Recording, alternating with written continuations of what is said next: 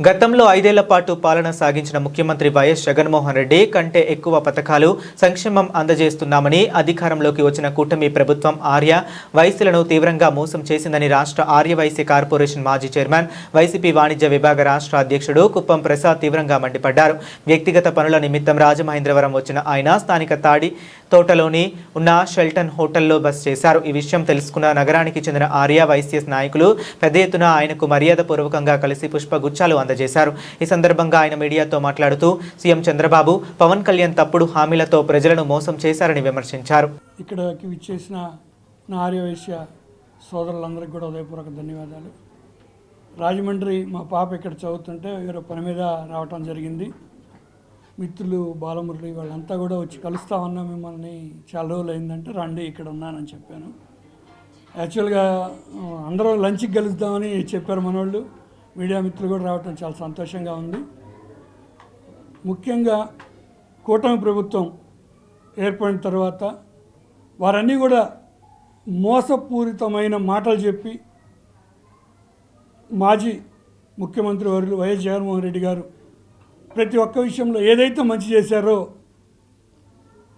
నేను ఇంట్లో 2 పిల్లలకి అమ్మఒడి ఇస్తే నేను ఎంతమందికి ఉంటే అంతమందికి ఇస్తాను, ప్రతి స్కీమ్లో కూడా నేను 15,000 ఇస్తే నేను 18,000 ఇస్తాను. జగన్మోహన్ రెడ్డి గారు ఏదైతే చెప్పారో మీ అందరికీ తెలుసు. ప్రతి నెల మీడియా మిత్రులకు ఎక్కువ తెలుసు. ప్రతి నెల వారు ఎన్ని పేద ప్రజలు అందరినీ దృష్టిలో పెట్టుకొని ఎన్ని స్కీములు ఏర్పాటు చేశారు. ఆర్య వైశ్యులకు కూడా ఈబీసీ కింద ప్రతి సంవత్సరం కూడా దర్దాపు 60,000 మందికి ఈబీసీ కింద ఈ రాష్ట్రంలో ప్రతి సంవత్సరం కూడా 15,000 రూపాయలు చొప్పున పడ్డాయి. ఎప్పుడు కూడా వైశ్యాస్కి నాకు తెలిసి ఈ యొక్క స్కీములు వాళ్ళు తక్కువగా ఉంటారు.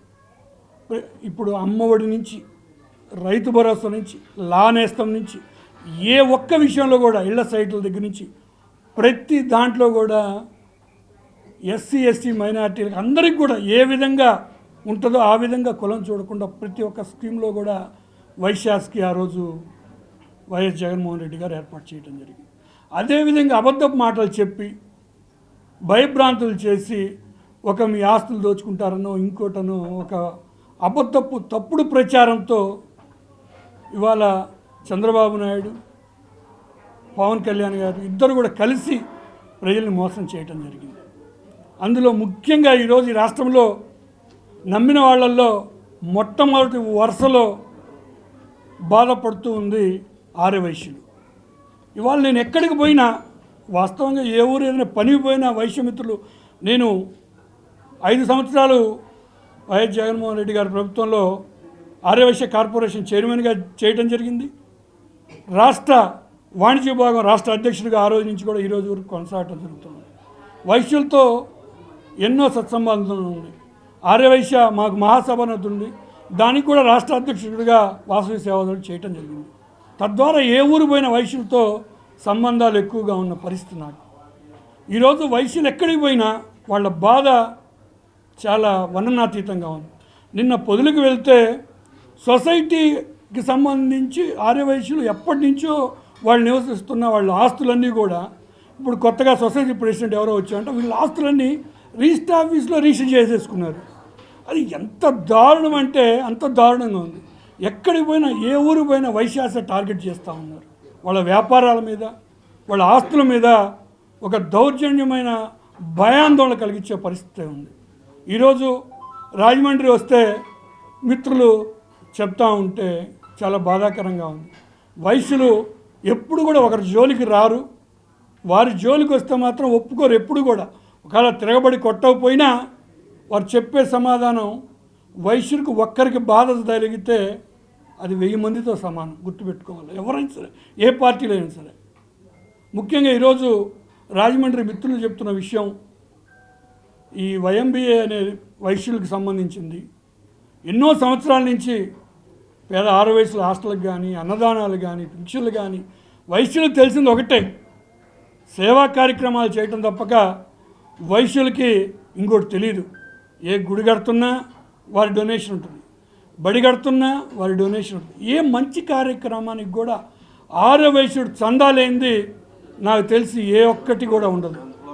అటువంటిది ఈరోజు వైశ్యులు దాంట్లో చిన్న లిఫ్ట్ కడతా ఉంటే దాన్ని రాజకీయం చేసి స్థానిక శాసనసభ్యులు వారిని ఓపెనింగ్కి పిలవలేదని చెప్పి మనసులో పెట్టుకొని ఆ రోజు నుంచి కూడా హెరాస్మెంట్ చేస్తూ ఉన్నారని మిత్రులు చెప్తా ఉన్నారు. ముఖ్యంగా వైశ్యులకి పెట్టుకుంటే ఏ ఒక్క నాయకుడు కూడా హ్యాపీగా ఉండడు. మీరు దాన్ని తప్పు చేస్తూ ప్రతిరోజు ఇవాళ రూలింగ్లో ఎమ్మెల్యే ఎవరైతే ఉంటారో మీ అందరికీ తెలుసు. రూలింగ్లో ఏ గవర్నమెంట్ ఉంటే ఏ ఎమ్మెల్యే ఉంటే వాళ్ళు చెప్పిన మాటే మున్సిపాలిటీ నుంచి కింద హోంగార్డు వరకు వింటారు, మీ అందరికీ తెలుసు.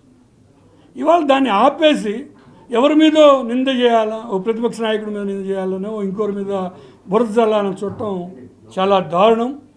మీరు వైశ్యుల పట్ల నేను ఒకటే చెప్తున్నాను, వైశ్యుల మీద ప్రేమ ఉన్న వారితో మీరు మెప్పు పొందాలన్న స్థానిక శాసనసభ్యులకు నేను ఒకటే చెప్తున్నా, మీరు దగ్గరుండి వారికి ఇబ్బంది లేకుండా మీరు ఆ కార్యక్రమాన్ని కట్టే కార్యక్రమాన్ని పూర్తి చేస్తే బాగుంటుందని కోరుకుంటున్నా. అంతేగాని వైశ్యులేమి అమాయకులైతే కాదు, అందరికంటే తెలివైన వాళ్ళు. కోవిడ్ టైంలో అందరికీ ఒక రకంగా ట్రీట్మెంట్ మర్తిస్తే వైశ్యులకి కొంచెం ఎక్స్ట్రా ఇవ్వాల్సినంత పరిస్థితి అంతా మేము ఎప్పుడు కూడా ఎవరి జోలికి రాము. మా జోలికి వస్తే మాత్రం వైశ్యులు ఎప్పుడు ఒప్పుకోరు. మీరు దయించి మీరు ఆ కార్యక్రమాన్ని వేరే రాజకీయ కోణంలో చూడకుండా మీరు దగ్గరుండి పూర్తి చేయిస్తే వైశ్యుల మన్నలు పొందుతారు. అంతేగాని ఎవరి మీదో ఆ నిందేద్దామనో ఇంకోరి మీద నిందేద్దామనో మున్సిపాలిటీ వాళ్ళని పంపించి ఆపుదామనో అని చూస్తే కరెక్ట్ కాదు. వైశ్యులు ఎప్పుడు కూడా ఎవరి ఆస్తులు ఆక్రమించరు. వాళ్ళ ఆస్తులు వాళ్ళ డబ్బులు పోగొట్టుకోవడమే కానీ ఒకరి ఆస్తి కోసం దిగజారు లేకపోతే ఒకరి ఆస్తి కోసం వెంపర్లాడే వ్యక్తిత్వమైన వాళ్ళు వైశ్యులు కాదు. మీరు దయచేసి చెప్తున్నాను, మీరు ఆ నింద ఇప్పుడు మున్సిపాలిటీ వాళ్ళు ఎవరు చెప్తే వింటారండి? ఒక స్థానిక ఎమ్మెల్యే చెప్తే వింటారు, లేదా ప్రతిపక్ష నాయకుడు చెప్తే వింటారు. ఇప్పుడు నువ్వు అక్కడికి పోయి ఆపాలంటే ఎవరు చెప్తే వింటారు? అది మీరు అదంతా ఆర్యవైశ్యులేమో అంత అమాయకులు కాదు, అందరికీ తెలుసు. మీరు అది కప్పిపుచ్చుకుండాలి అని చూస్తూ ఉంటే అది రానున్న రోజుల్లో వైశ్యులు బుద్ధి చెప్పే పరిస్థితి ఖచ్చితంగా.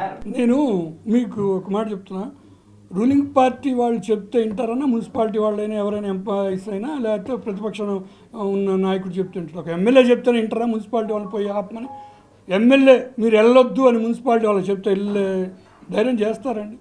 మీడియా మిత్రులకు మీకు తెలియదు అయితే ఏముండదు, మీకు మొత్తం తెలుసు. చేస్తూ ఉన్న వ్యవస్థలు కానీ వేరు కానీ పర్సనల్గా వాడుకుండేది వేరు. ఇప్పుడు కొన్నిటికి గవర్నమెంటే సేవ చేసే వాళ్ళకి ఫ్రీగా ట్యాక్స్లు కానీ మీకు అన్నీ కూడా మీకు అన్నీ తెలుసు.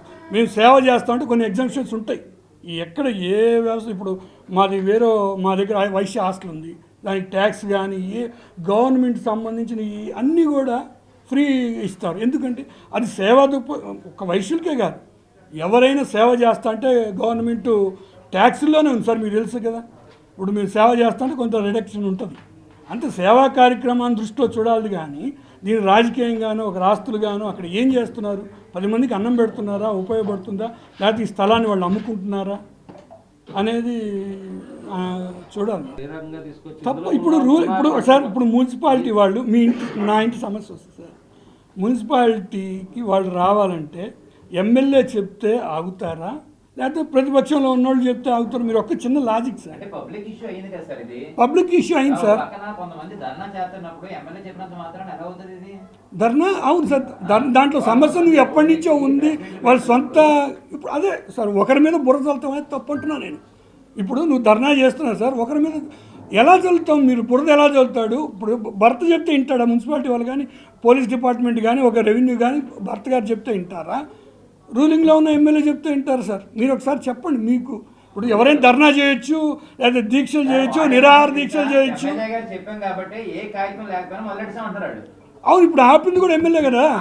ధర్నా చేయడం వల్ల, రోడ్డు ఎక్కడం వల్ల, వ్యాయామ కళాశాలకు సంబంధించిన వాళ్ళు రోడ్డు ఎక్కడం వల్ల నేను అదే మీరు స్టార్టింగే నేను బ్రీఫ్ చేశాను సార్. వైశ్యులు ఒకరి స్థలానికి వచ్చే అంత పరిస్థితిలో ఉండరు, ఆర్య వైశ్యులు ఒకరిది లాక్కోరు. మా జోలికి వస్తే ఒప్పుకోమేమో కానీ మేము ఒక రాష్ట్ర కోసం లేకపోతే ఒకరి దానికోసం వైశ్యులు ఎక్కడ 100% వైఎంవిఏ స్థలం కాదు. అవును సార్, ఇప్పుడు ఎన్నో సంవత్సరాల నుంచి కన్వర్జేషన్ లైన్స్ అవును సార్, కొన్ని వ్యవస్థలు కొన్ని కార్పొరేషన్లో కానీ కొన్ని చోట్ల కానీ పెద్ద పెద్ద సిటీస్లో కానీ కొన్ని ఉంటాయి సార్. ఇప్పుడు హైదరాబాదే ఉంది, మాదాపూర్ ఏరియాలో అంతస్తులు 10 అంతస్తులు 5 అంతస్తులు ఉన్నాయి. అది ఎవరు ఇప్పటికి రిజిస్టర్లు జరగవు, అది ఎవరు దాన్ని అట్లా అని అనట్లేదు. ఇప్పుడు సేవా కార్యక్రమాలకు సంబంధించి గవర్నమెంట్ ఎప్పుడు కూడా ఎగ్జంక్షన్ ఉంటుంది, దానికి ఎవ్వరు ఏమి కాదనరు. అది అది అది మీరు వాళ్ళది లేదా వీళ్ళది అంటే సేవా కార్యక్రమం, ఆ సేవకి ఎవరు కూడా గవర్నమెంట్లో ఇస్తాయి సార్. రాజమండ్రికి చాలాసార్లు వచ్చాను, వయసులు కొంతమంది వచ్చి కలుస్తూ ఉంటారు. కొంతమంది ఏమో నాయకుడేమో వైసీపీలో ఉన్నాడు, కీ రోల్ పోషించైన కింద ఉన్న నాయకులేమో ఎమ్మెల్యే వెనకాల ఉన్నారు టీడీపీ. అవన్నీ అది వర్గపోరు వల్ల జరిగింది, ఇష్యూ అంతా బయటకు వచ్చింది. భర్త మీద బురద వేస్తున్నారని ఒక ఉపయోగం బయట జరుగుతుంది సార్. వైఎస్ఆర్ కాంగ్రెస్ పార్టీ మీద బురద వేయటం అనేది తప్పు సార్, నేను 100% చెప్తున్నాను. ఏది ఏమైనా మీ వైశ్య అనే జాతి మాత్రం ఒక వైఎంవిఏ ఇష్యూగా 2 ముక్కలు అయిపోయింది సార్. చిన్న ఇంట్లోనే మనస్పర్ధలు ఉంటాయి సార్. తర్వాత అంతా రేపు ఎమ్మెల్యే గారిని దగ్గరుండి కన్స్ట్రక్షన్ చేసి మొత్తం ఏర్పాటు చేయమను. సరే, ఆ ఓపెనింగ్ పిలవలేదు, రేపు క్లోజింగ్ కానీ పిలుస్తారు కదా, నువ్వు మంచి చేస్తే. ఎమ్మెల్యే మున్సిపల్ ఆఫీసులో దగ్గరుండి కూర్చొని అది పెట్టించడానికి మొత్తం పర్మిషన్ ఇచ్చింది కూడా ఆయన. అవును, ఇప్పుడు ఎందుకు ఆపుతున్నారు? ఇప్పుడు ప్రతిపక్ష నాయకుడు బురద జల్లాలని ప్రతిపక్ష నాయకుడి మీద బురద జల్లాలని ఛాన్స్ తీసుకుంటే తప్పు అంటున్నారు సార్. భర్తకి ఏం సంబంధం ఉంటుంది సార్? వైఎస్ఆర్ పార్టీ వాళ్ళకి భర్తకి ఏం సంబంధం ఉంటుంది? అంతే, నేను అదే అంటున్నాను సార్. 100% రాజకీయంగా ఉపయోగించుకోవాలని చూస్తున్నారు, కానీ ఏముంటుంది అనేది నేను అంటున్నాను. ఏముండదు సార్, వైసీపీ వాళ్ళు ఎందుకు ఉండదు సార్? రూలింగ్లో టీడీపీ వాళ్ళు ఉంటే వైసీపీ వాళ్ళు చేస్తున్నారంటే అది ఎక్కడ లాజిక్ సార్? రూలింగ్ లో టీడీపీ ఉన్నా కీరో వెనకాల వైసీపీ వాళ్ళు కూడా ఉన్నారు సార్. ఆయన ఎక్కడానికి కారణం అవును, కరెక్ట్ సార్. వైసీపీలో ప్రతి ఊర్లో వర్గపోరు ఉంటుంది, ప్రతి చోట ఉంటుంది, వైశ్యుల్లో ఉంటుంది. ఇప్పుడు ఎగ్జాంపుల్ మీడియా వాళ్ళు అంతా ఉన్నారు సార్, వీళ్ళలో చిన్న మనస్పర్ధలు ఉంటాయి ఉండవా? అందరూ ఒకే మాట మీద ఉంటారా? ఉండరు. అలాగే ప్రతి చోట ప్రతి ఇంట్లో 4 అన్నదమ్ములు ఉంటే ఒకరికి ఎలా ఉంటుంది, ఒకరు పెత్తనం చేస్తుంటే ఇంకొకరికి. ఇది మనోభావాలు దెబ్బతినకుండా నిజంగా వైశ్యుల మీద ప్రేమ ఉండి చిత్తశుద్ధి ఉంటే ఇప్పుడున్న స్థానిక ఎమ్మెల్యే దగ్గరుండి అది పూర్తి చేసి బాధ్యత తీసుకోవాల్సిన అవసరం ఉంది. అంతేగాని రాజకీయంగా ఉపయోగించుకొని వేరే వాళ్ళ మీద బురద చల్దామంటే మా వైశ్యులు చాలా తెలియగలరు. నోరెత్తరు, మాట్లాడరు, లేదా కొట్లాడక రారు, కర్ర పట్టుకోరు. చెప్పే రోజు సమాధానం మా వాళ్ళు చెప్పినంత అద్భుతంగా అంటే మా వాళ్ళు మా కులమే గొప్ప కాదు, ఎవ్వరు కూడా అంత అద్భుతంగా ఆన్సర్ ఇవ్వరు. ఇచ్చే రోజు దగ్గర ఉంటుంది.